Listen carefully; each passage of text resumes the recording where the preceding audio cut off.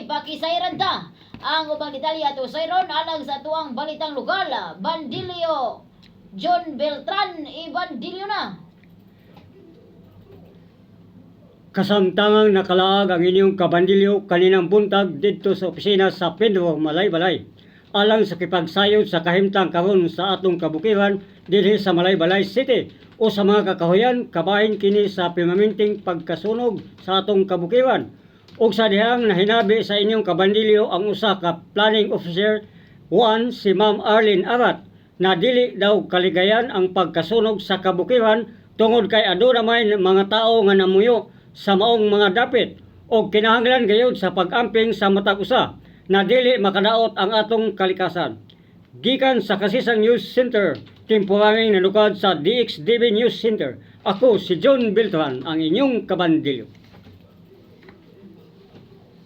Salamat tungkay kanimo.